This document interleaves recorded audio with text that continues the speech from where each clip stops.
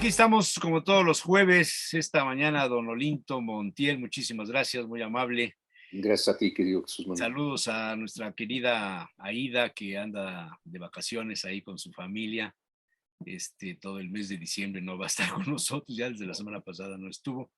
Y el doctor Víctor Gómez, que no sabemos si se conectará o no se conectará en un rato más.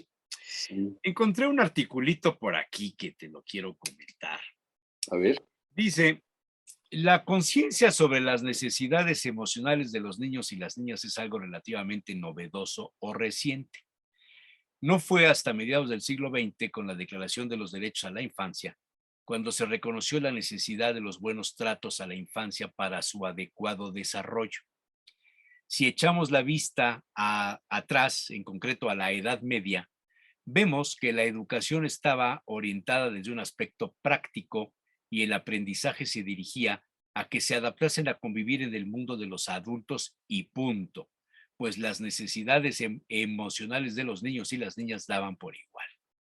De hecho, un dato curioso es que si vemos los cuadros de la Edad Media, los niños en realidad son representados como adultos en miniatura, un signo que, por cierto, según los entendidos, revelaba la escasa importancia que se daba a los niños.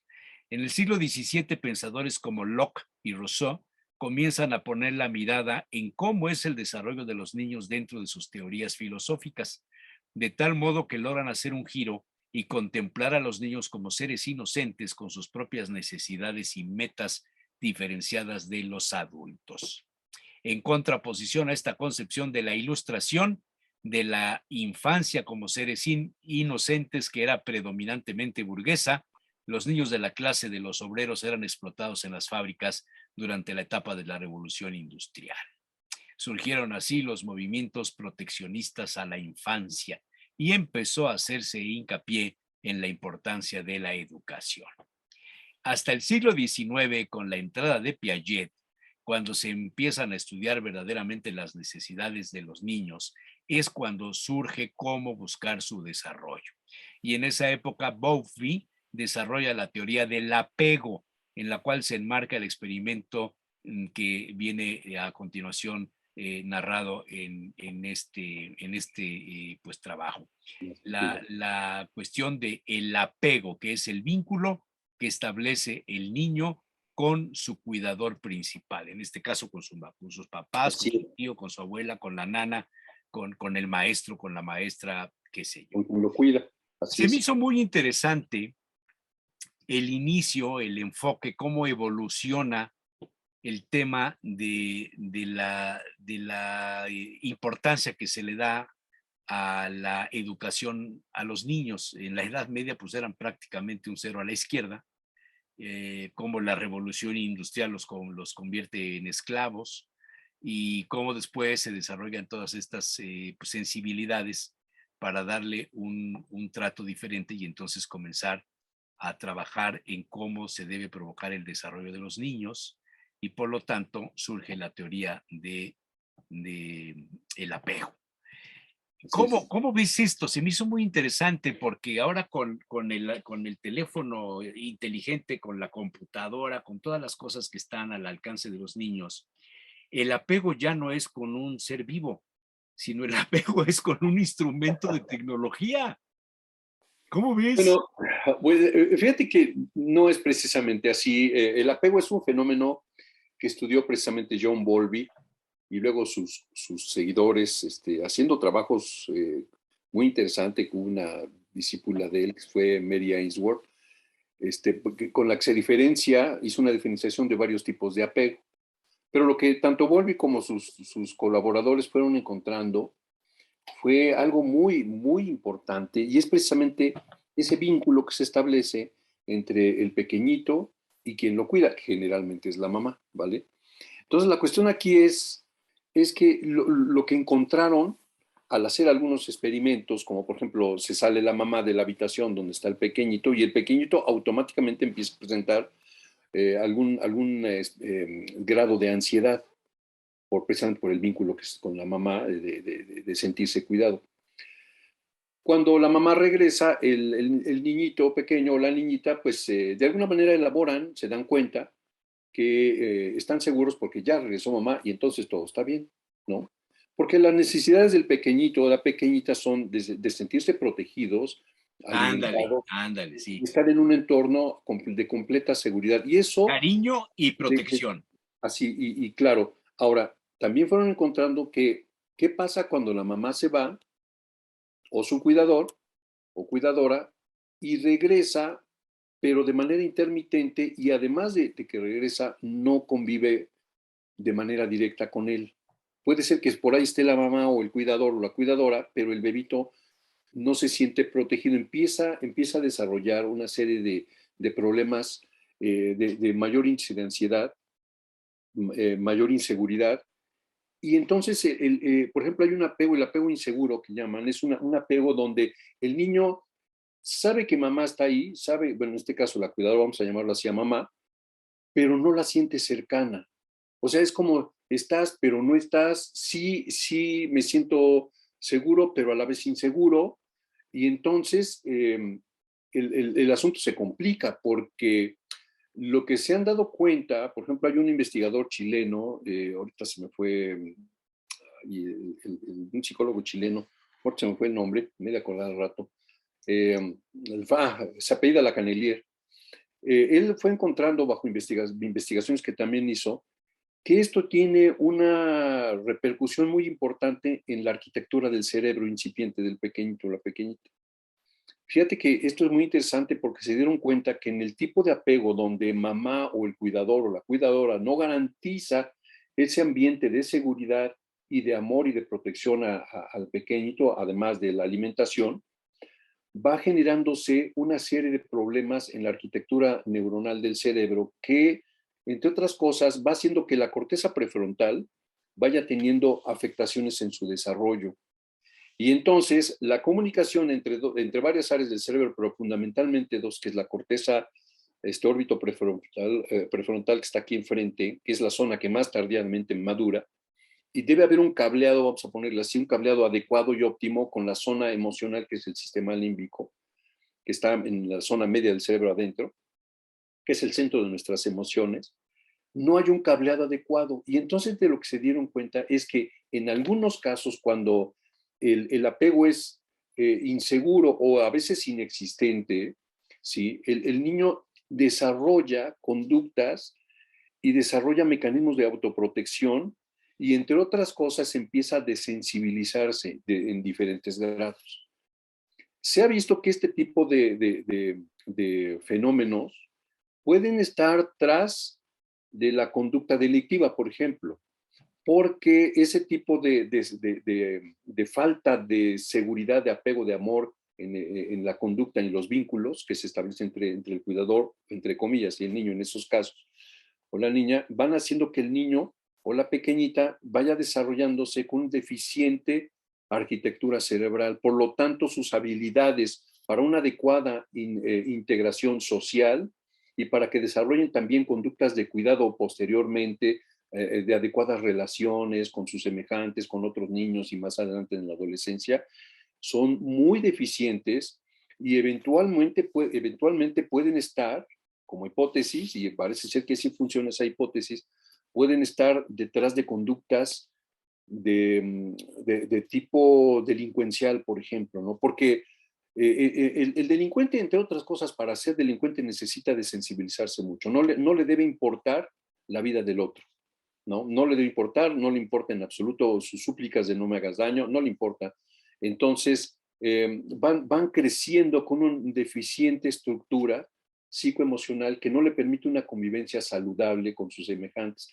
De manera contraria, los niños con adecuado apego, y fíjate que aquí esto da para mucho, porque los niños con un buen apego, el apego seguro, son niños que fueron cuidados por mamá, por papá o por quien sea, pero le garantizaron al pequeñito eso, alimentación, pero no Ah, nada más alimentación, déjame, porque además, déjame, déjame preguntarte, sí, sí, alguna vez leí que esto debe hacerse en los 2 primeros años de vida del infante. sí, sí, sí, ¿Es cierto esto? sí, sí, por supuesto, así es, así es. De hecho, desde el nacimiento y probablemente, fíjate, probablemente desde la vida intrauterina. ¿A qué me refiero con eso? Ah, caray. Sí, ¿Y esto cómo se logra? hay observaciones en algunos investigadores españoles que encontraron que eso se puede prestar a algunas críticas de otros colegas, ¿no? Pero sí está para pensar, como tú bien lo dices, está para pensar.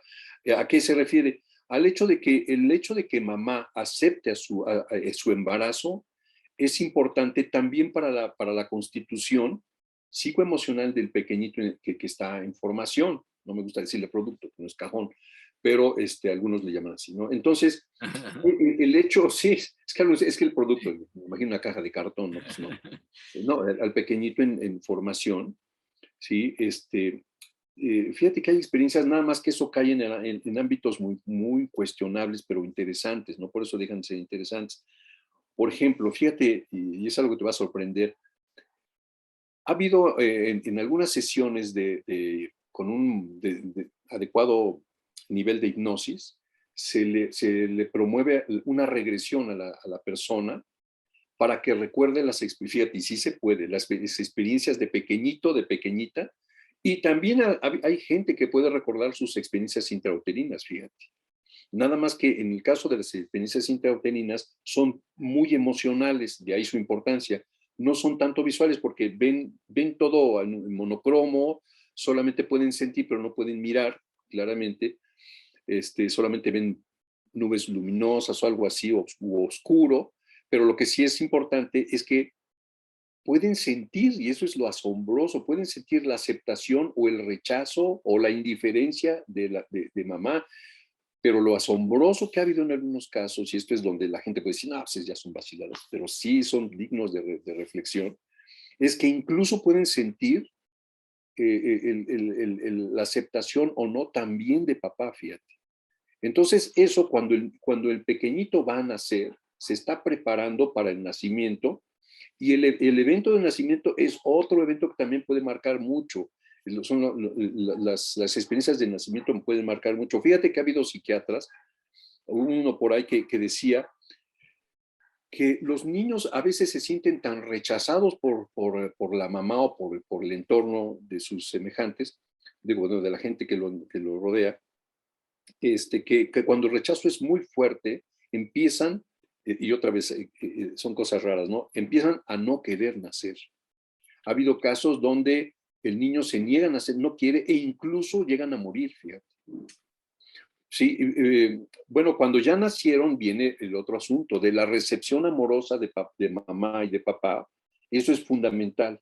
Por ejemplo, se ha visto que los niños que nacen en un entorno que tuvo una moda muy interesante, el famoso el nacimiento, en un entorno donde a media luz, nacen en una tina a temperatura Ajá. de líquido amniótico, lo recibe papá, o sea, es un entorno amoroso maravilloso. Los niños Y nacen, pero ahora los primeros en cargar a un bebé son los papás. O sea, sí, el papá sí, lo recibes es, al momento de salir, así lo es, recibe y lo abraza el papá. así es. Es Y el él es parto quien lo psicoprofiláctico, saca sí, del quirófano, de donde así haya es. nacido, y lo lleva al sitio donde está la mamá. Claro, y además su mamá lo abraza y no le cortan el cordón umbilical ¿No? inmediatamente, Exactamente, ¿no? sí. Entonces, vaya, se ha visto y se han hecho seguimientos en niños más un apego seguro, un apego que les garantiza amor, protección, todo eso. Son niños muy saludables, son niños con un desarrollo intelectual mucho más prominente, niños que desarrollan habilidades de socialización muy notables. Entonces son seres humanos mejor constituidos, ¿no? Porque además se da en familias, y ahí entramos en otro terreno complementario, que es las familias que algunos llaman, como Virginia Satir, familias nutricias. Virginia Satir fue una gran psicoterapeuta familiar. Las familias nutricias que se diferencian de las familias tóxicas, por ejemplo. Desafortunadamente, por la misma dinámica de estas eras modernas, realmente son escasas las familias nutricias. Un gran porcentaje, diría yo, son familias donde hay problemas en relaciones entre los padres, los matrimonios, hay violencia, hay maltrato, abandono, porque además, fíjate, esto del apego, a los pocos días de haber nacido en un entorno social, pues, se lo llevan ya a una guardería, a los 40 y tantos días a la guardería, ¿no? Ahora, si los cuidadores, las cuidadoras, las poriculturistas o educadoras que van a cuidar a estos nenitos son amorosas, también les importan los niños, bueno, pues se puede garantizar una adecuada transición de la familia al cuidador ahora externo. Pero ¿qué tal si no? ¿Qué tal si ella en la guardería, como ha sucedido, los maltratan, no los alimentan bien? O sea, guarderías deficientes, pues la cosa apunta hacia el desastre, ¿no? Entonces, sí, resumiendo, lo que ocurre en la niñez ciertamente nos marca para toda la vida. Las personas que tienen un apego seguro son mejores personas y las personas que han vivido apego inseguro, apego o una deficiencia en su apego, generalmente son personas con serios trastornos de diferentes tipos, ¿no? Eso ya está más que estudiado. Qué interesante. Muy, muy, muy ¿Cómo hay eh, cómo se va descubriendo, según los siglos, según los estudios, la ciencia, el avance en las investigaciones, todo el daño que se le puede causar a una persona en los 2 primeros años de su Es vida? terrible. Me, Fíjate que me incluso, podría yo a pensar, Olinto, sí, sí, cómo habrán sido los 2 primeros años de los hombres que han gobernado el mundo, híjole, muy para que hayan interesante. hecho las cosas que han hecho. Es muy interesante esto que dices. Quisiera complementar antes de entrar en ese punto los estudios que hizo otro psiquiatra que se llamó René Spitz. De hecho, él hizo un libro que se llama El primer año de la vida del niño. Y él se dio cuenta que los niños también no amados, lo que también estudió Bowlby en cuanto a apego, son niños que llegan incluso a presentar lo que él llamó el marasmo. Los niños dejan de asimilar nutrientes, dejan de crecer, desarrollan una conducta muy extraña, se vuelven como autistas, se apartan del mundo y algunos llegan a morir, fíjate. Es como una especie de suicidio tan pequeñitos. Es como si los niños se suicidaran, no quieren vivir en un ambiente tan brutal, tan terrible. Otros logran trascender eso. Ahora, aquí hay que tomar en cuenta un asunto importante. La capacidad humana de, no obstante esas tragedias, poder salir adelante en la vida, porque pues, seguramente va a haber personas que digan, oye, pero si yo viví en un ambiente muy adverso, me abandonaron, todo, y mira, soy una persona bien. Sí, claro, por supuesto, esto habla de que hay personas que tienen una capacidad resiliente, esta palabra tan presente en algunos círculos de resiliencia, que la persona sí, no obstante la tragedia, logra constituirse como una persona de, vamos a ponerle así, de bien, pero la gran mayoría no logra eso. Ahora, esto que tú comentas de los grandes líderes, híjole, es muy interesante porque hasta donde yo he sabido, y mira qué curioso, acabo de bajar un libro sobre la infancia de Hitler. Parece que fue terrible, ¿eh? No lo sé, no la conozco a cabalidad, pero parece que la infancia de Hitler no fue linda, no fue linda. No sé si tú recuerdes también una película de los años 70 que se llamó Los Niños del Brasil, Sí, que, claro, por supuesto. que, claro, era clonar, por así decirlo, la vida de varios niños con las mismas circunstancias que Hitler Sí, para para, hacer para varios conseguir Hitler. hacer un modelo, sí. Model, sí, sí, sí, Oye, esto de lo de la infancia de Hitler es interesante, sí, eh, bajo la óptica de la ciencia, de la psicología, de lo que estamos diciendo. sí, Una infancia difícil. Nace en 1889 en Austria. Es sí, el cuarto de 6 hijos de una familia devota del catolicismo sí, y vio morir de pequeño a 3 de sus hermanos y a una hermana. mira, Estuvo muy apegado a su madre y recibía palizas frecuentes por parte de su padre, fíjate, que era alcohólico. sí. Este, ya de entrada, ser el cuarto de 6, ver morir a 3, Sí, el apego con la madre, tremendo, porque la tremendo. madre, pues cuando se mueren los otros, va teniendo más apego por los que le quedan vivos, ¿no? Pienso. Así es. Y Así es. un padre que le pega porque es alcohólico, Uf, ¿Qué pasa ahí en esa infancia, Olinto? pues mira, entre otras cosas puede desarrollar, y lo vimos, un, una, un gran y enorme resentimiento hacia el padre, incluso odio hacia el padre. Entonces, y obviamente también a la madre, porque si nos atenemos a lo que venía yo comentando, de esa falta de apego, esa falta de un entorno amoroso y de aceptación y de validación del pequeño, lo que se genera es un odio enorme. Fíjate que hace tiempo me encontré con un modelito interesante de qué pasa cuando la gente no es, cuando de niños no somos amados, no nos garantizan ese apego seguro. Y entonces dice este autor que se pueden dar varias modalidades. Si yo, necesitando amor, no recibí el amor, entonces puedo implementar una primera estrategia. Es que me voy a volver necesario para la vida, para la gente que me rodea. Me voy a volver necesario para que me valoren, me admiren. Y bueno, en algunas familias vemos, por ejemplo, hijos o hijas muy exitosos que son los que le resuelven la vida a toda la familia. Y yo me he encontrado con algunas personas así y su experiencia personal es de que no fueron amados del todo, que les faltó algo. Pero ahora, valorando el esfuerzo de papá, de mamá, ahora quieren devolverles y protegen a toda la familia. Entonces se vuelven como necesarios. Pero ¿qué pasa con aquellas personas que ni así sienten que reciben el amor que tanto quieren? Entonces implementan otros implementan otra estrategia. ¿Cuál es la estrategia que implementan? Pues lo que hacen es que voy a hacer que me odies. Fíjate qué interesante. Como no me diste, no recibí amor, voy a hacer que me odies. Fíjate qué terrible. Y bueno, si nosotros vemos la conducta delincuencial, digamos, el lado oscuro del corazón, pues eventualmente esas personas efectivamente son muy odiadas. Pero además otros implementan otra estrategia. ¿Cuál es? Voy a hacer que me tengas miedo, fíjate. Entonces, si nosotros observamos a los delincuentes, a muchos líderes, o son muy odiados, sí son admirados, se vuelven necesarios, pero también son muy odiados y otros verdaderamente son de terror. Recordemos el régimen de Stalin, ¿no? El régimen aquí en América de Pinochet, de Stroessner, de todos esos tiranos, que cuando hablan ahora de la tiranía, digo, no tienen la menor idea de lo que es un tirano, porque el tirano es de terror. O sea, en Stalin, las purgas que hacía Stalin, el mismo Hitler, era de que en cualquier momento, incluso a su propia familia, la desaparecían, ¿no?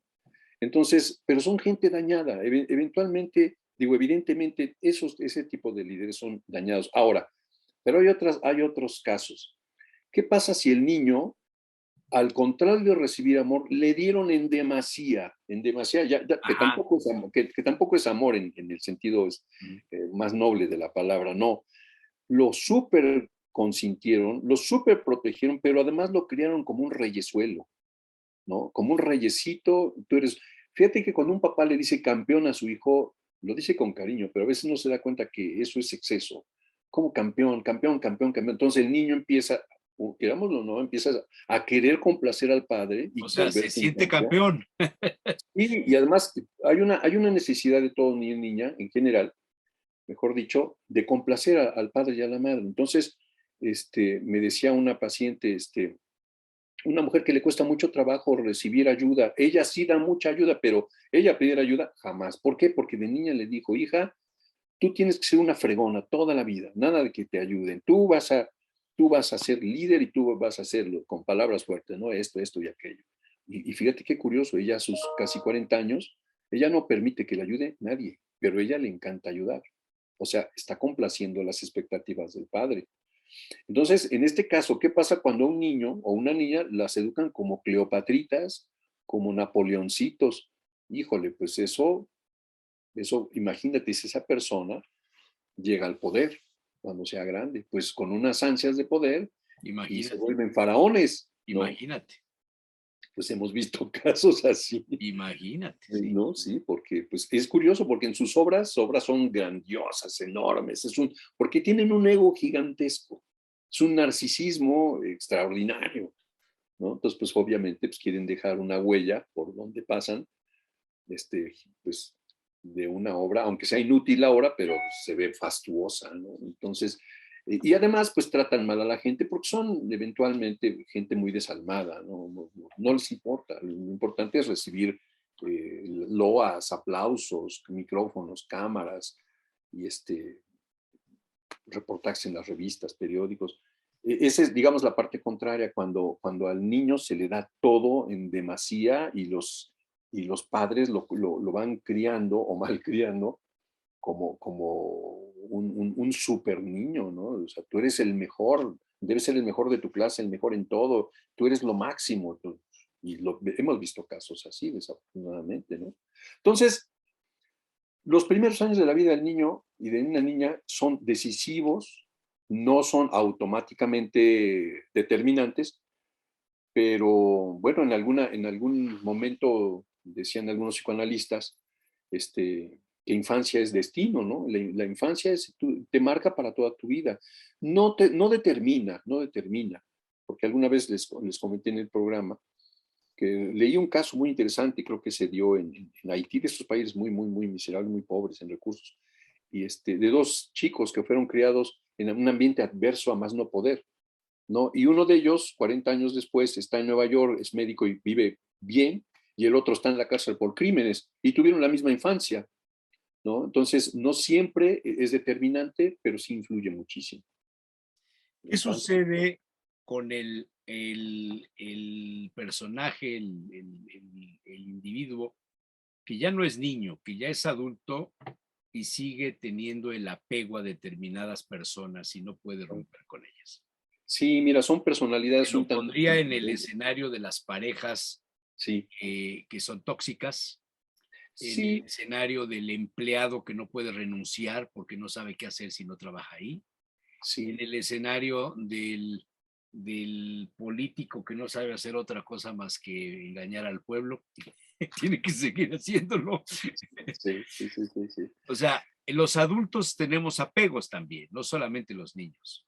Sí, aunque el sentido de la palabra apego ahí puede tener otra acepción de la palabra, de cómo lo usaba Bowlby, ¿no? John Ajá. Bowlby es distinto, ¿no? El apego en términos de Bowlby es un fenómeno que se da, es de vínculo entre madre e hijo, entre cuidador, como tú bien lo dijiste, y el pequeñito o la pequeñita. Y eso, mientras sea más seguro y saludable, garantiza una mejor constitución de una persona, más saludable. En el caso de los apegos en términos ya neuróticos, es otra cosa. Que tiene que ver en cuanto a vínculo, pero el apego aquí es al revés.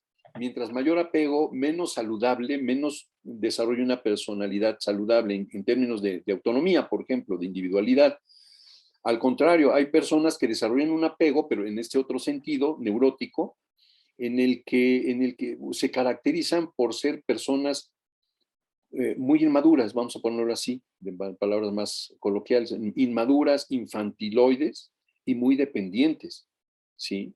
Entonces, una persona con este tipo de características, eh, si tiene una pareja, por ejemplo, es muy difícil, vivirá un constante temor al abandono, que esto puede ser parte de su experiencia en la niñez. Por ejemplo, personas que sufrieron abandono de parte del padre, mujeres que experimentaron abandono por parte del padre, generalmente, pueden, en algunos casos, desarrollar ese miedo constante cuando tienen pareja a que se repite el evento. Puede que sean conscientes o no, pero si la persona se aleja un poco, no llega a la hora, empiezan a desarrollar mucha ansiedad, mucha angustia, porque sienten que van a ser abandonadas. Hay otras personas que ni siquiera inician relaciones precisamente para qué, si qué tal si se me van, ¿no? Y a veces les pregunto, ¿como quién? Dice, como mi papá cuando nos abandonó. Ah, pues fíjate, ¿no? Otra vez, la infancia, cómo nos marca. Entonces, sí, son personas muy infantiloides. Y fíjate que es curioso porque antes se pensaba, en términos de estandarizaciones, que lo normal era que la persona, la infancia, perdón, que la adolescencia terminaba allá como por los 16, 17 años y luego se pasaba a una juventud y alcanzaba más o menos a los 29, 30 años, 30 y tantos y ya, pasamos a una edad adulta más seria, más. Pues resulta que ahora no, ahora hay adolescentes, dicen algunos adolescentes de 50 años, ¿no? Los podemos ver que andan en la calle con sus motos haciendo un escándalo espantoso y ya tienen 50 y tantos años, ¿no? Llegan a la calle con todo su aparato de sonido a todo lo que da, O sea, son personas que les encanta ser miradas, son muy narcisistas también. Entonces son personas muy inmaduras, o sea, se quedaron en el viaje de la adolescencia, ¿no? Y son personas, algunas tienen la modalidad de ser muy dependientes. Por ejemplo, hay hombres que se casan y antes de llegar a su nuevo hogar, pasan a ver a la mamá, comen con la mamá y primero mamá, primero mis hermanos y luego tú, Pero ¿no? eso es culpa de ellos o es culpa de la mamá. Pues es una cuestión de responsabilidades, ¿no? Pues eso, la responsabilidad, porque a veces sucede que sí, la mamá es muy dominante, ¿no? O sea, aquí hablamos no de un machismo hegemónico, sino de un, ¿cómo se llama? De una maternidad dominante, ¿no? El Un matriarcado. matriarcado, sí hay familias matriarcales donde la mamá es la que lleva aquí todo, ¿sí? Y el esposo es generalmente pequeñito, ¿no? O sea, en cuanto a personalidad disminuido, los hijos casi no lo toman en cuenta, la mamá es la que lleva la batuta y ella a veces determina con quién sale el hijo, con quién sale la hija, si les da permiso o no, pues imagínate, son más muy castrantes que al rato generan precisamente ella, eh, puede generar culpa en el hijo o en la hija de que le dediquen más tiempo a la pareja, claro, ya no te importo, claro, tu madre ya pasó a segundo lugar, empiezan a enfermarse, empiezan a exacerbar sus problemas ya de salud, y entonces el hijo o la hija se puede sentir culpable, o simplemente porque se encargaron de desarrollar mutuamente, porque aquí la responsabilidad es mutua, un apego bastante neurótico, ¿no? Porque no han logrado ya cortar los lazos de mamá o de la familia, pues por ahora dedicarse a la nueva que han constituido, ¿no? Y ¿Cuándo es siguen, el momento clave en el que uno podría entrar en el riesgo de no romper con el apego? ¿Cuándo hay que desapegarse? ¿Cuándo hay que dar ese paso? en ese, ¿En el momento en el que entras a el kinder o cuando no, estás en la secundaria o cuando tienes el primer amor, cuando sí, decides ya no comer con tu mamá sino con tu novia? fíjate que es interesante porque yo creo que mientras dura la infancia, este tipo de apego va a ir continuando, nada más que aquí los padres, digamos, más, bueno, mejores padres, vamos a ponerlo así, son padres que van fomentando la autonomía en los hijos. Desde que, a ver, hijo, escoge, ¿qué pantalón te pones? ¿El verde, el azul o el rojo? Y el niño escoge y empieza a decidir poco a Ah, poco, poco a entonces, poco. es algo que los padres deben ir fomentando, el desapego. Son las dos cosas. La autonomía poco a poco. Por ejemplo, de niño pues, me ponen el pañal, me cambian las zapatitos, todo, pero poco a poco los papás van enseñando al hijo a vestirse, a ponerse los zapatitos, porque además va a la par con el desarrollo de habilidades más finas en el sistema motor o sea, nosotros. Nuestro cuerpo, el niño ya puede anudarse los zapatos poco a poco más tarde, ya la niña puede peinarse, el niño también ya se lava los dientes más tarde, poco a poco. Fíjate que la carrera es, bueno, el camino, quiero decir, es hacia la autonomía y el papá y la mamá tienen que fomentar la autonomía de los niños. Pero Ahora yo veo, perdón, cuando los papás no, sí, están conscientes de eso, pero ¿qué porcentaje de padres de familia está consciente no, de lo que debe hacer? Es muy desafortunadamente difícil, no. ¿verdad? Muy difícil, mira, por ejemplo, el hecho de que veamos en escuelas que la mamá llega con su supercamioneta queriendo llegar casi hasta la banca del chamaco o de la niña, y ya el chamaco ya tiene 18, 19 años y siguen yendo a la escuela por él. Sí, lo llevan a la escuela, van por él, constante, avísame dónde estás, y esto y lo otro, y es un control, y que el niño protesta porque el joven o la joven, hay una tendencia natural hacia la autonomía, es una tendencia, digamos que natural, en la naturaleza así es, todo tiende, en las especies animales también van hacia la autonomía, aunque seamos sociedades gregarias, pero cada vez más autónomos. Por ejemplo, los cachorros en felinos, los padres, la madre en este caso, los enseña a cazar. ¿Para qué? Para que después lo hagan solos. Claro. Las aves igual, les Bueno, es enseña que para que vayan. hay por ahí algunos documentales muy interesantes Sí, sí, sobre las águilas, fíjate, sí, claro. que al determinado momento avientan a Sí, sus crías y el que logra volar ya la sí, hizo y el que no se muere. hay unas aves, es Se va impresionante. contra el piso y se muere. Sí, sí, así es. Qué Y la fuerte, otra vez ¿verdad? vi en un documental National Geographic una escena muy peculiar porque está un ave en su nido en los manglares de Florida y abajo ves que hay muchos cocodrilos y caimanes. Y entonces está el ave, pero tiene su avechucho ahí con ella, pero ya se ve bastante grandecito. Y entonces ella lo empieza a empujar con su pico y lo avienta para que salga Así del es, así nido y es. vuele y Sí, pasa rozando los hocicos de sí, tú los dices, oye, caimanes. qué mala madre. No, yo creo que esa es la naturaleza, así opera la Ah, naturaleza, ¿no? algo Eh, así debía suceder con los seres humanos. Creo, y lo hacemos, muchos padres lo hacen o lo hacemos, o nuestros padres lo han hecho con nosotros. Acuérdate, en las generaciones anteriores, que decía, oye papá, ¿qué es que el otro? No, pues ahorita ponte a trabajar para que ya saques para tus cigarros, decían, ¿no? Pero Sí, trabájale tú para que saques trabájale, para tus sí. cigarros, ¿no? Y hace Por lo rato que menos que decía, ganes para tus vicios, decían, para ¿no? tus vicios, ándale, sí es cierto. Pero ahorita que das eso, ciertamente esto de la juventud es un fenómeno más o menos nuevo, porque yo recuerdo las fotos de mis abuelos, incluso de mi padre, donde no aparecen los niños como tales, aparecen como señorcitos, ¿no? En las fotos con sus sombreritos, la ropa de mi abuelo en algunas fotos era niño, pero su ropa era de adulto y estaba con su sombrerito ya todo. O sea, la transición de niño a adulto no pasaba por periodos tan largos de adolescente y juventud como se ve ahora. Eso es más tardío de los años 50, 60 y ahora mucho más tardío, ¿no? Entonces, ¿por qué? Porque tendemos mucho a la sobreprotección.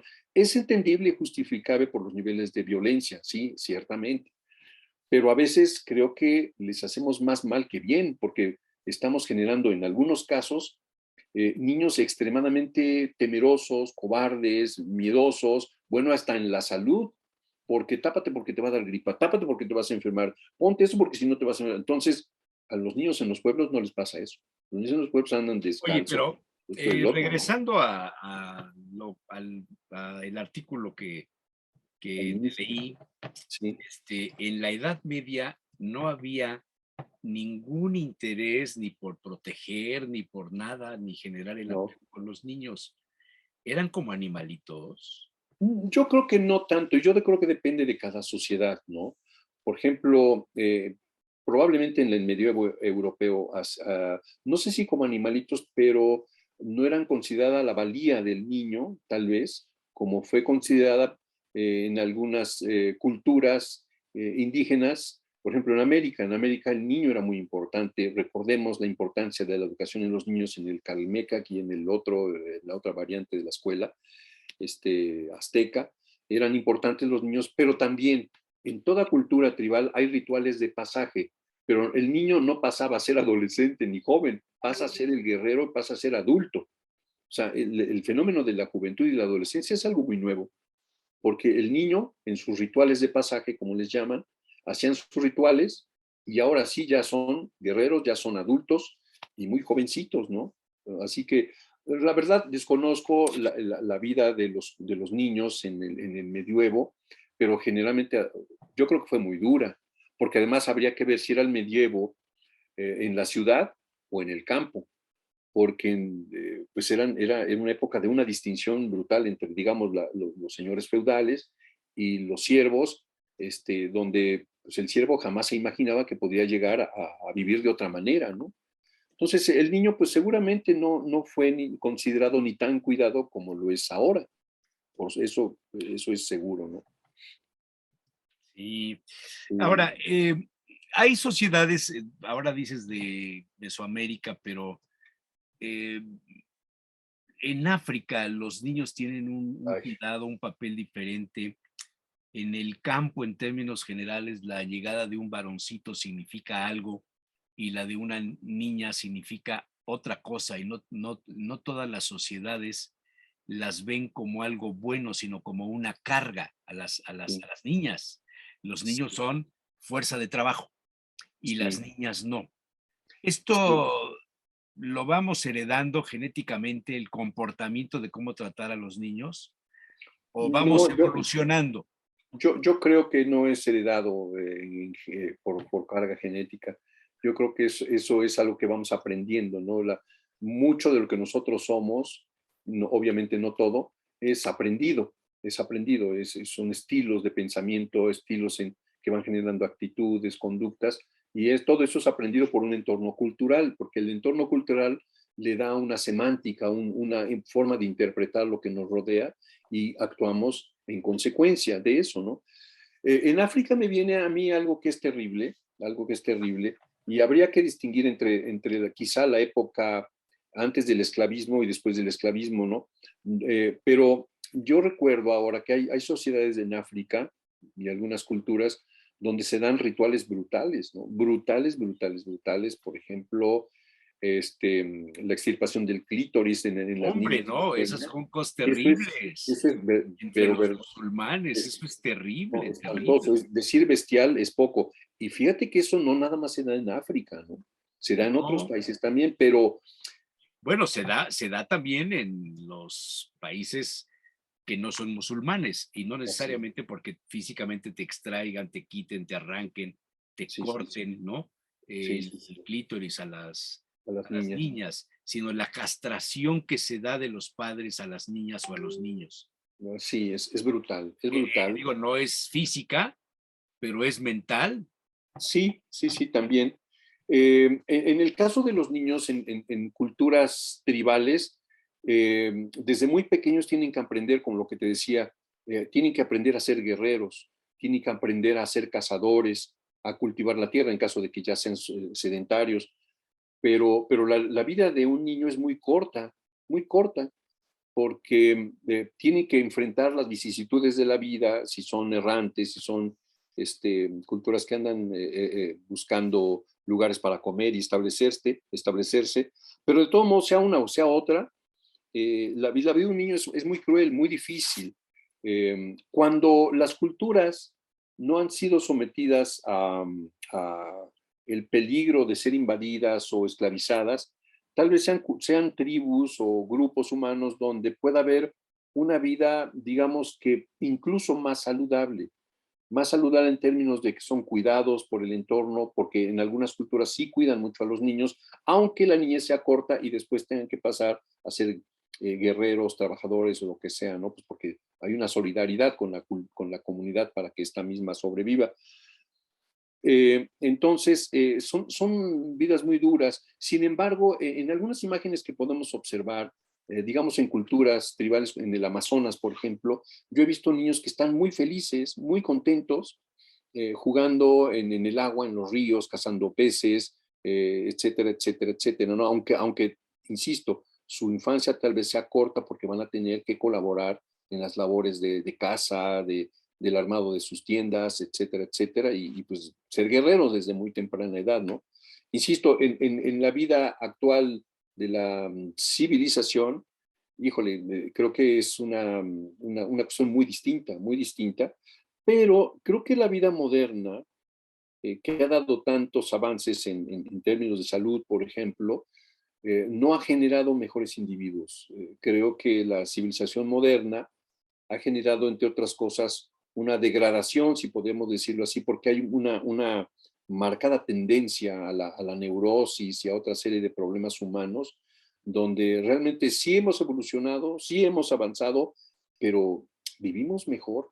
Vivimos mejor porque tenemos televisiones, vivimos mejor porque tenemos tenis caros, porque Porque tengo estamos tantas conectados cosas. con todo el mundo, Sí, porque tenemos a 3,000 seguidores en el Face, porque exactamente. recibimos tantos likes en nuestras pues, publicaciones.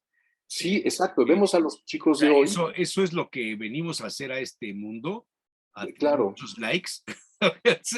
pero Qué déjame decirte que, interesante es eso, o sea, hemos claro, desviado el rumbo de nuestra razón de estar aquí. claro, claro. Sí, fíjate que el niño en una cultura, en una tribu, vamos a decirlo así, es muy consciente de su entorno y valora mucho su entorno, se le enseña la cosmogonía al niño, se le enseña los valores, etcétera, etcétera, etcétera. Es un niño, si, mejor constituido. Con su grupo familiar, con su grupo tribal y con su entorno. Pero acá no, Acá el niño aprende a fantasear mucho y a irse por las ramas en una pantalla y a valorar cosas muy raras, como por ejemplo los likes. Hay chicos que se angustian mucho porque sus amigos tienen más likes que Porque él. no tienen los likes que tiene el amigo de la banca, ¿no? Exactamente. Ahora, esto es algo real, entre comillas. Eso es un entorno fantasioso, un entorno virtual, pero ahora ya para muchos chicos y gente incluso mayor, es muy importante los suficientes likes, ¿no?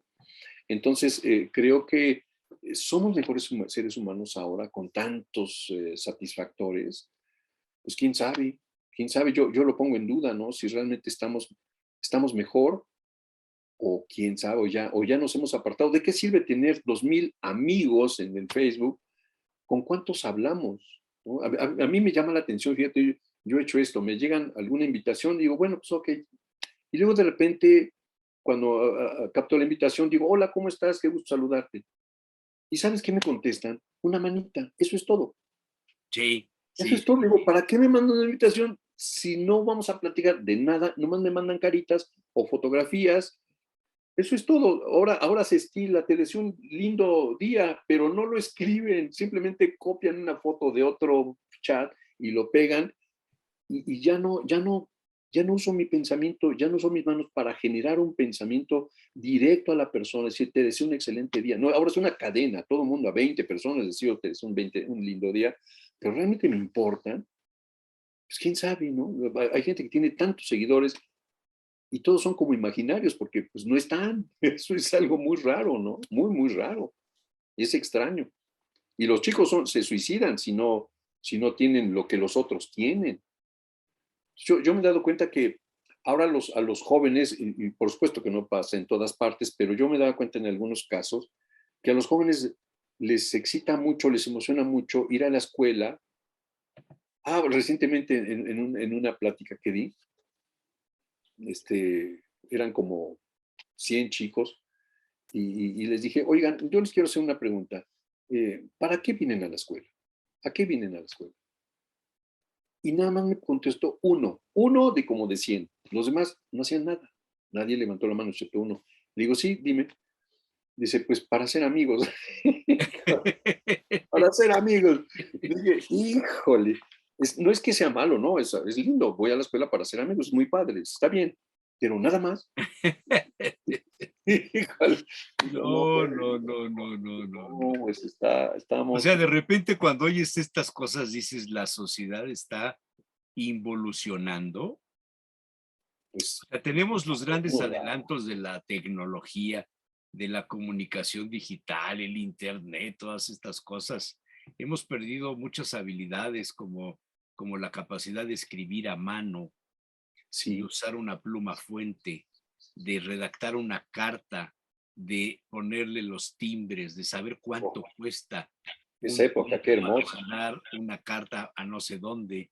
qué hermosa.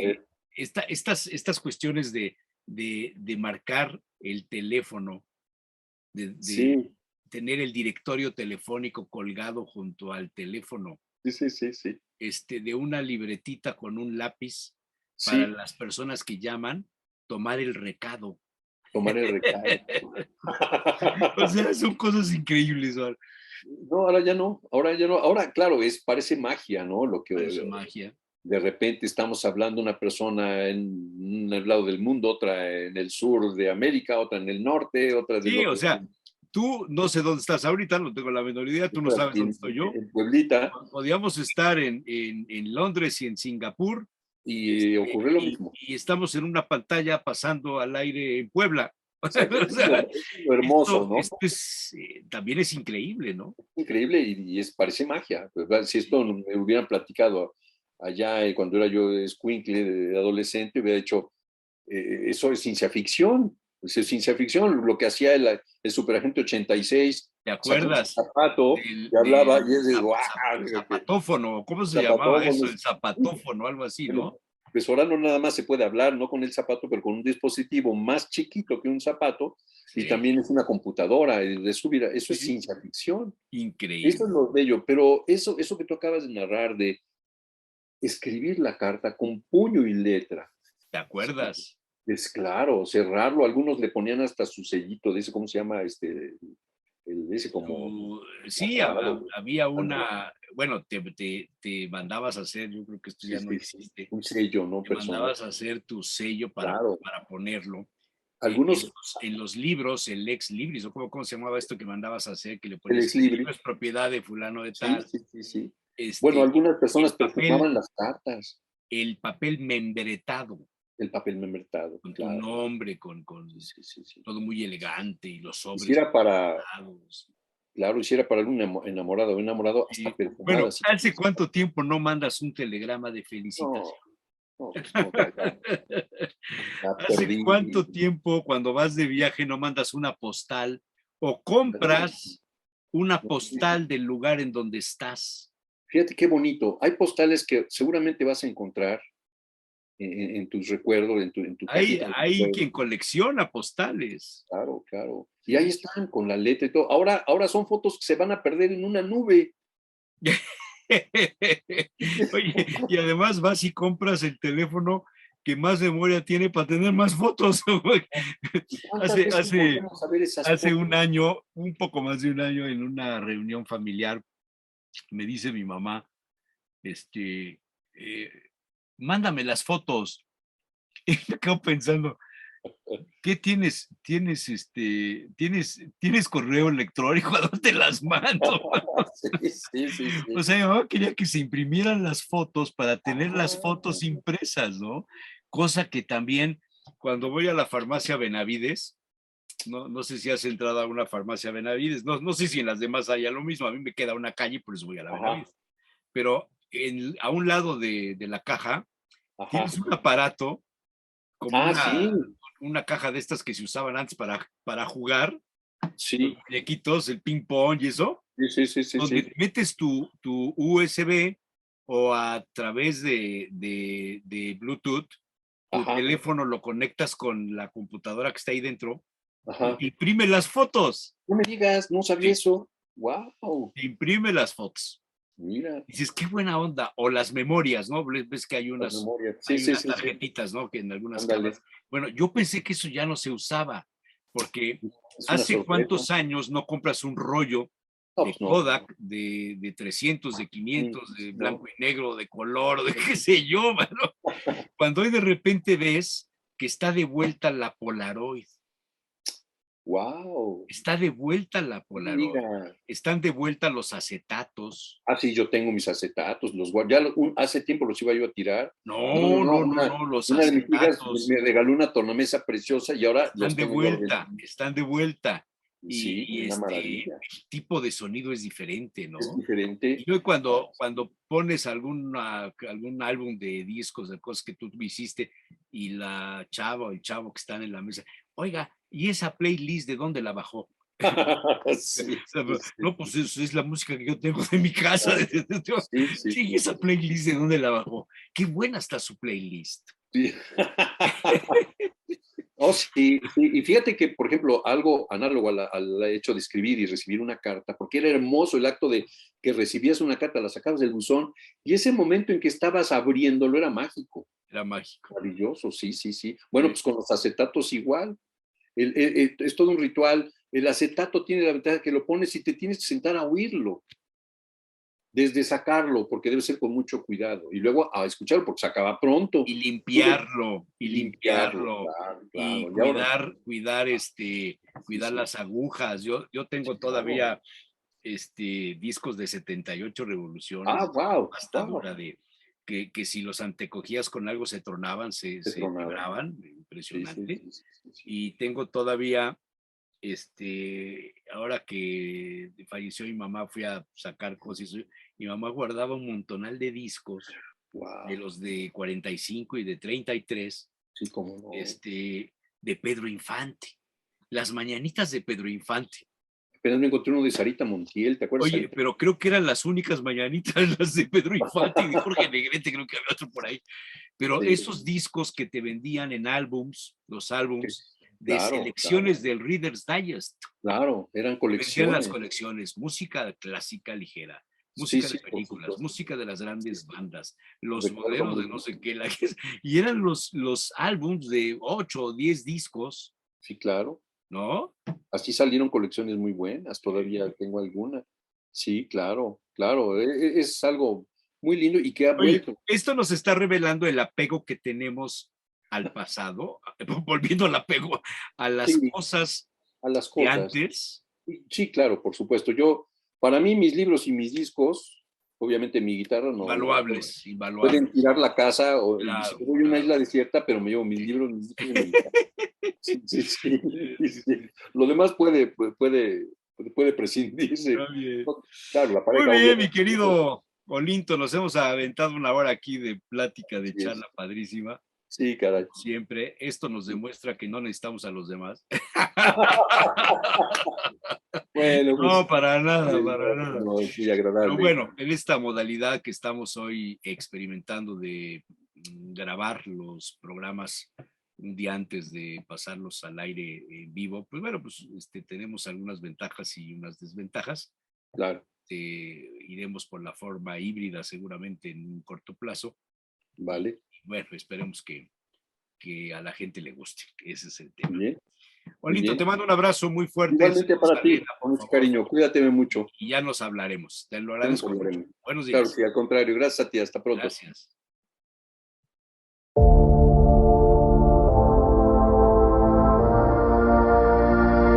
Estimado David Méndez, muy buenos días. Muchas gracias. Mucho gusto en saludarte.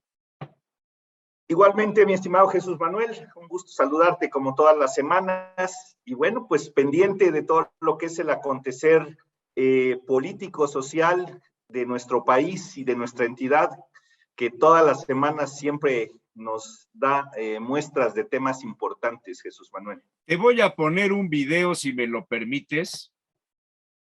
Si me lo permites, te voy a poner un video y me lo comentas. Claro que sí, con mucho gusto. Ahí te va.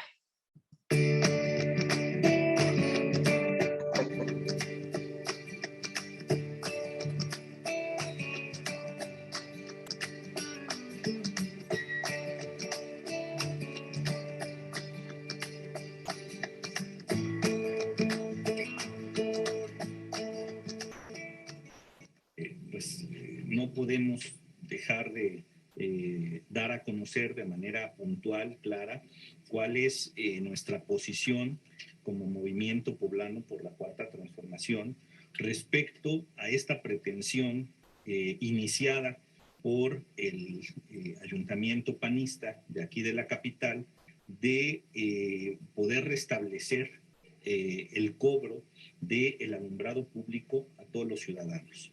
Un asunto que absolutamente rechazamos de manera puntual.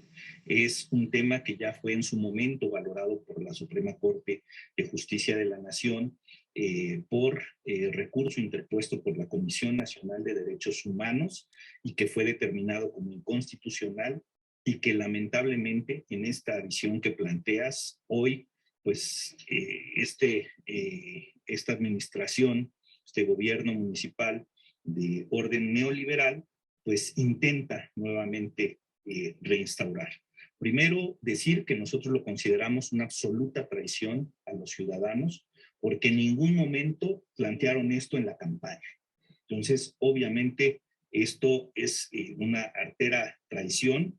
En ese sentido, por supuesto que para nosotros es inaceptable que los representantes populares en el Congreso del Estado en general, pero específicamente los que llegaron por Morena y por la coalición de Juntos Haremos Historia, siquiera puedan estar valorando el aprobar una situación tan lamentable como esta. Creo que en ese sentido queda claro que violentarían de manera absoluta lo que son los principios, valores, preceptos de la Cuarta Transformación y, por supuesto, que es un asunto que acabaría acreditando en Puebla que en nuestra entidad, lamentablemente, a diferencia de lo que está sucediendo en el país, estaría siguiendo absolutamente vigente el régimen neoliberal. Creo que eso es absolutamente inaceptable. Hacemos un llamado en ese sentido puntual a todas y todos los diputados a que no atenten en una situación de crisis, de situación complicada, la economía popular con este cobro.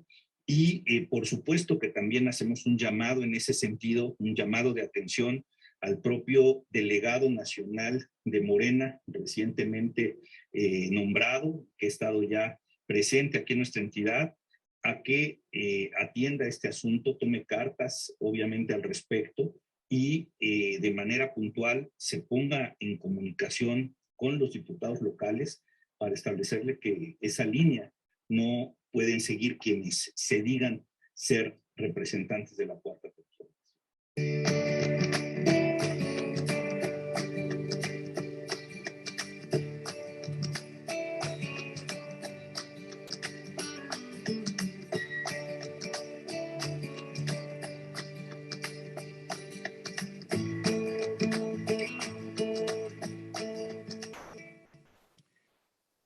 Me lo fusilé. Lo tenía preparado, dije, si no se conecta David, por lo menos pasaré su mensaje, caray. Oye, muy interesante que te metas en estos temas que además tú conoces bien y que tu mamá no participó en el video. Me imagino que habrá dicho algo ahí en el programa. Te mandas un saludo, un abrazo, por favor, con todo respeto. Gracias. Bueno, es un tema, lo que tú quieras, ya sabes que esta es tu sección y que tú aquí opinas y dices lo que tú quieres. Pues primero que nada, agradezco ahí la difusión del posicionamiento que el día de ayer emitimos.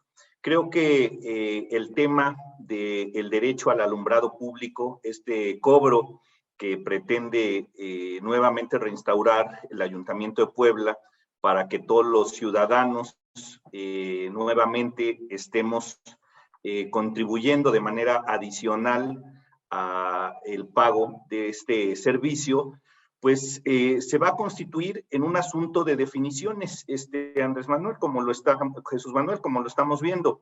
Es un tema que ya en su momento fue valorado por la Suprema Corte de Justicia de la Nación, por un recurso interpuesto por la propia Comisión Nacional de Derechos Humanos, y que en ese sentido dictaminó que el cobro de este aspecto es absolutamente inconstitucional.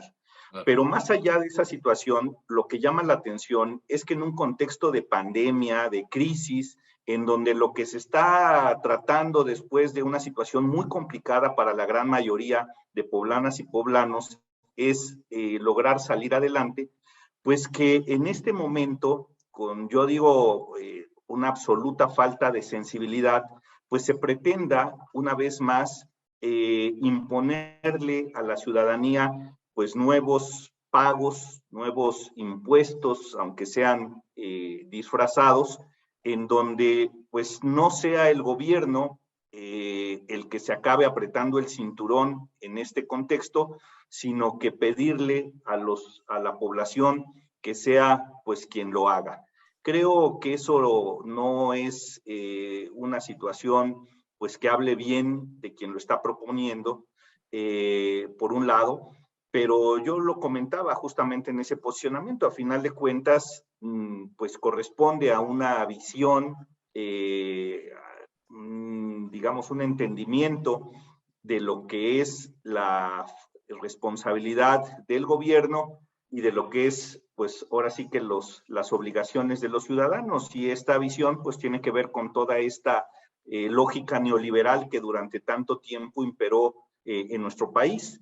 Entonces, en ese sentido tampoco creo que nos debe de extrañar. En todo caso, el reclamo a el ayuntamiento panista sería ¿por qué no lo dijo en la campaña a los ciudadanos? Pues la gente no hubiera votado por ellos.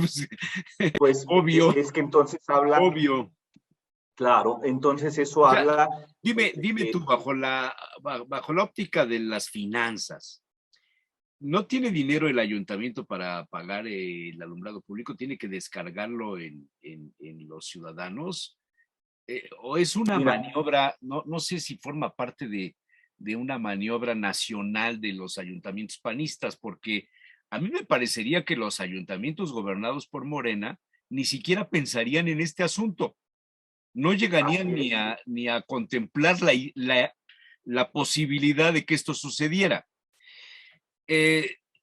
O, como lo dijo Miguel Quiñones ayer en su gustada sección Estoy hasta la madre, dijo Miguel cuando le pregunté de este tema del DAT, que así es como se le llama técnicamente a este impuesto, esta contribución o como le quieras llamar. Derecho de alumbrado público. Derecho de alumbrado público, eso es correcto.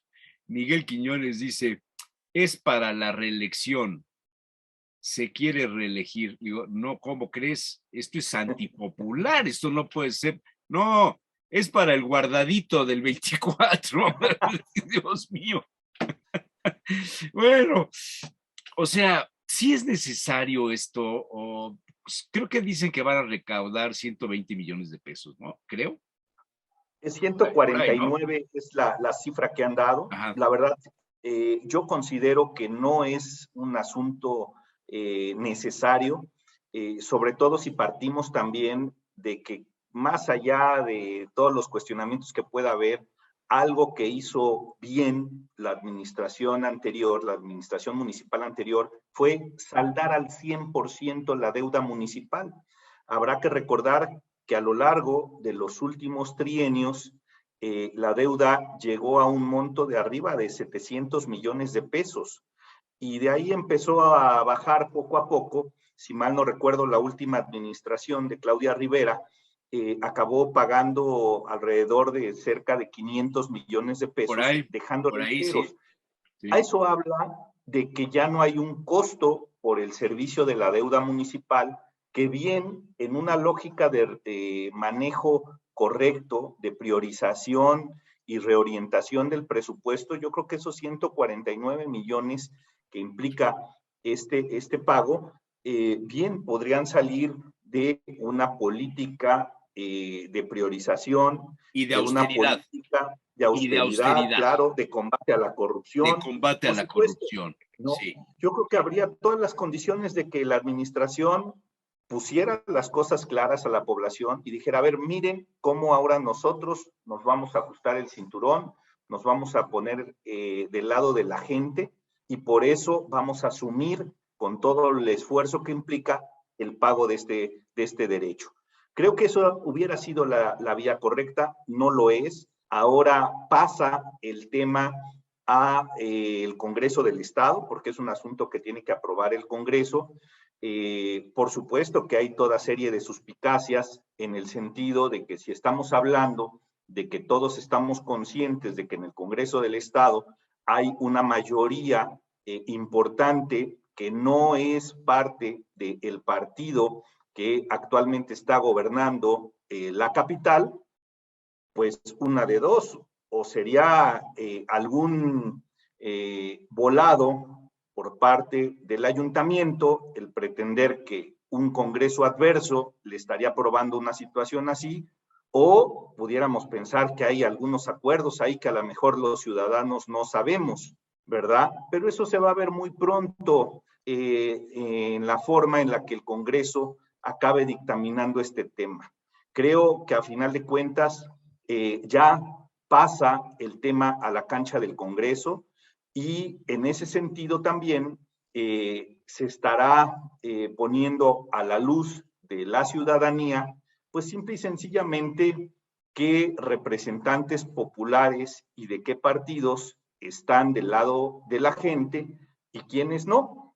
Y al interior de lo que son los representantes que llegaron por la coalición Juntos Haremos Historia, pues también se irá viendo quiénes están alineados con lo que son los principios y preceptos de la Cuarta Transformación y quiénes traen otros intereses, aunque se hayan puesto a la mejor de última hora la camiseta de Morena o de la 4T para llegar a donde están. Creo que es una situación que ya trajo también la participación el pasado martes de el presidente de Morena Puebla, Aristóteles Belmont, dijo que no están de acuerdo con este asunto, que van a formar un frente, un bloque, todos los regidores y los diputados de Morena, para no avalar esto.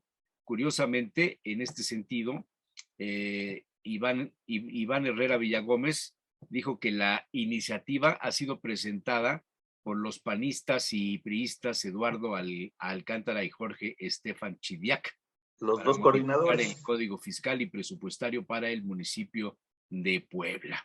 O sea, la alianza PRI-PAN en relación a los dineros, ¿no? A la forma de hacerse de más recursos, no sé a cambio de qué, a qué costo. Y bueno, por lo menos Morena está dando un frente amplio. Regidores y los diputados están unidos en una idea. Hasta ahora.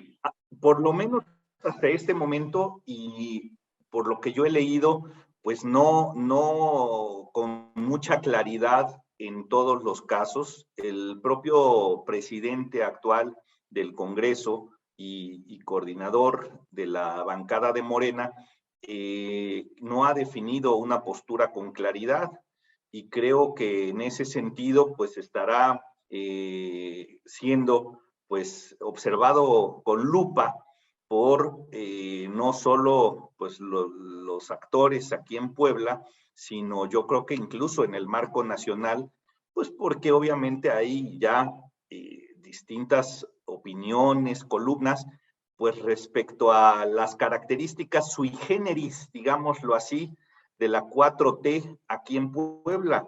Entonces, pues no creo que hubiera justificación alguna para que un Congreso con mayoría de la 4T, en donde recientemente nuestro presidente acaba de presentar todo un informe relacionado a toda una política de apoyo justamente a la gente y sobre todo a la que más lo necesita, pues cómo va a justificar, cómo justificaría un Congreso con mayoría de Morena, pues estar aprobando una lógica que tiene que ver con la agenda neoliberal. Pues la verdad estaría muy complicado. Yo creo que por eso es importante también, y lo señalaba en el posicionamiento, que el propio delegado político que acaba de nombrar el CEN de Morena para nuestro estado, pues tome cartas en este asunto y se ponga en comunicación con los diputados locales para que, si no lo tienen muy claro, pues les explique muy bien cuál es la línea de conducta y de acción de la Cuarta Transformación. Está bien, está bien. Oye, este video que me fusilé corresponde a un programa que estás haciendo, a una participación de este movimiento, de tu movimiento, donde estás tú y están muchos otros militantes de Morena. ¿Dónde se ve, dónde se transmite o cómo se entera uno de esto? Así es, Jesús Manuel. Pues como yo te he comentado ya desde hace un buen tiempo, tenemos claridad de que en el espectro de la Cuarta Transformación hoy coincidimos actores, ciudadanos, pues que tenemos distintos orígenes y distintas visiones también respecto a lo que debe ser la línea de la propia etapa que estamos viviendo de la Cuarta Transformación. Nosotros hemos reivindicado que la izquierda es ahora y ha sido un factor importante para que se esté dando este proceso histórico que estamos viviendo, y desde esa línea nosotros queremos seguir empujando a que se consolide este proceso.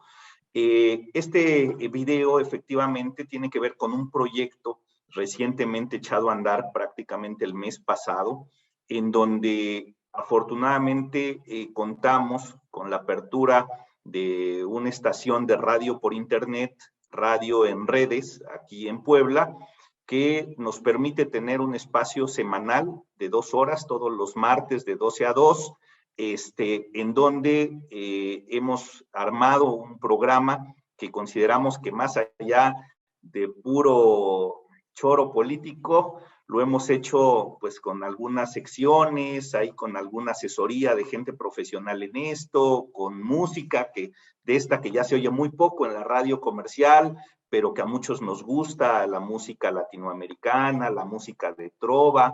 Hemos armado algunas secciones que tienen que ver pues con las distintas problemáticas que hoy presenta el acontecer poblano, en comunidades, en fraccionamientos, en municipios, cuestiones que tienen que ver pues con el día a día de la gente, así como entrevistas a personajes importantes también de la política y pues un espacio también para analizar semana a semana pues lo más relevante de las mañaneras del presidente y la opinión que tenemos desde esta visión de izquierda del acontecer de nuestra entidad. Entonces los pues, días, jueves, dijiste, martes, martes, todos los martes de 12 a a las 2, 12 horas, exacto, en de Radio en 12 Redes, y a después 2, radio en redes. Radio en Redes, y después, como hoy lo permiten todas las plataformas digitales, pues queda subido el programa toda la semana y ya cada quien lo puede ver a cualquier hora, ¿no? Pero en vivo los martes de las 12 a las 2. Así es, Muy bien. Voces de la Izquierda se llama Voces de el la programa. Izquierda. Bueno, está bien, pues vamos a ponerle ahora la colaboración de David Méndez, Voces de la Izquierda también. Para que...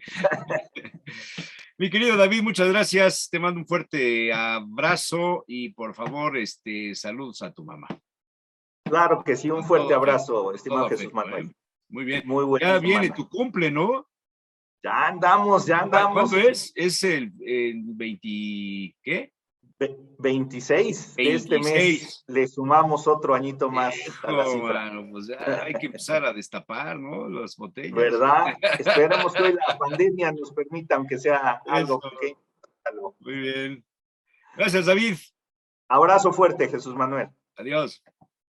Adiós.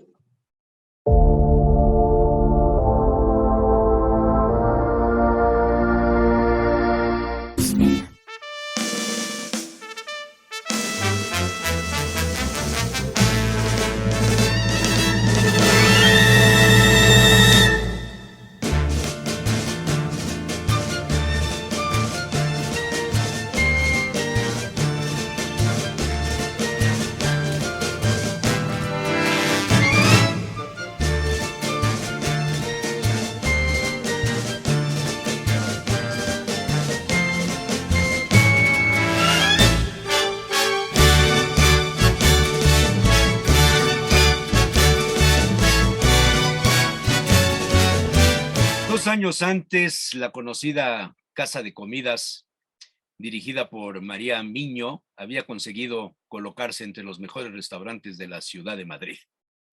A últimas fechas, el tiempo de reserva rondaba los 3 meses.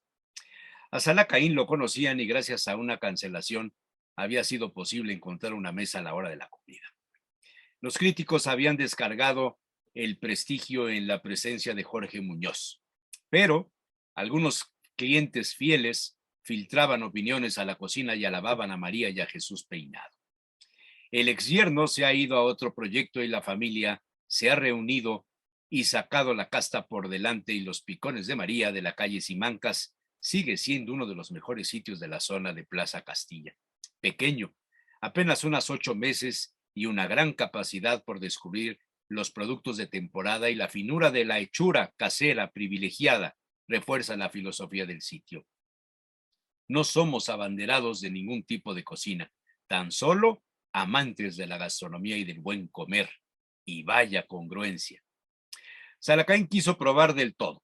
Le hubiera gustado el cocido madrileño de 3 vuelcos, exclusividad de los jueves, pero era martes. Le sorprendió al aventurero la primera entrada, un manjar convertido en chistorra de Navarra, gracias al pelotari Pachi Goicoechea, quien se ha dedicado a producir en Arbizu, Pamplona, quizá la mejor chistorra conocida.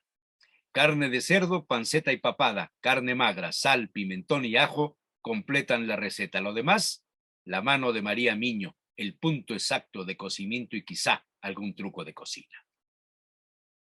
Jesús Peinado trajo a la mesa una sardinilla nórdica cubierta con papada y apenas tocada por el calor. El manjar fue devorado.